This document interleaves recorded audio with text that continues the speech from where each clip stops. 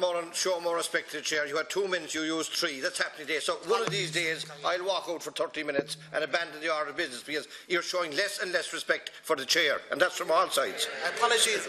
I apologise,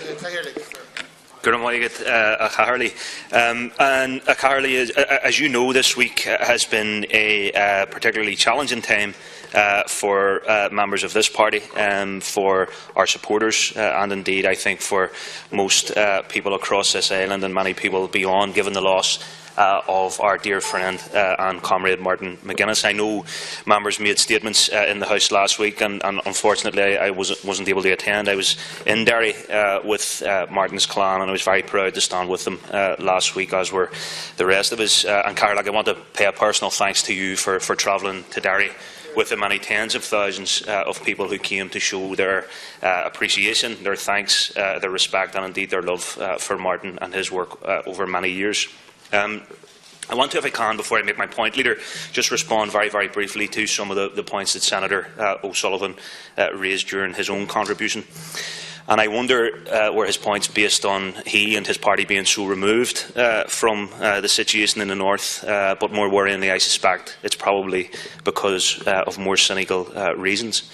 But there is no one in this House, and particularly given the week that we have been through, there is no one in this House who will accuse this party of not having stretched ourselves, not having reached out the hand of friendship, not having put our lives, in some instances, on the line, not least in the form of Martin McGuinness, to try and advance this peace and political process, to try and ensure that there is respect, there is equality, and there is integrity for all of our citizens. We certainly won't be taking any lectures in that regard. Leader, I want to just make the point, because on one occasion I actually do agree with Senator O'Sullivan in that I think we need the Taoiseach in to address us on this very important issue.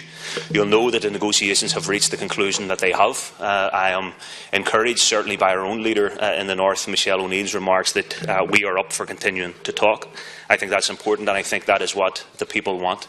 But what the people want very, very clearly, and this was expressed most clearly in the last election, is institutions that function on the basis of commitments and agreements that have already been reached, that this government are signed up to, that this government are co-guarantors of. And if this government can't be a voice standing up for an Act na Gaeilge, can't be a voice standing up for a Bill of Rights, can't be a voice standing up to face down a negative veto of national security by the British government that is prohibiting investigations and conclusions around things like the Dublin and Monaghan bombings, Pat Finucane, the McGurk's Bar bombings, then I'm not quite sure what their role as co-guarantors. So very, very quickly, Caherly, and I will finish on this, I promise. The British Secretary of State has said in the House of Commons today that he is considering all options in relation to the process in the North. I think it is past time we heard from the Irish Government what options they are considering. Senator Fian.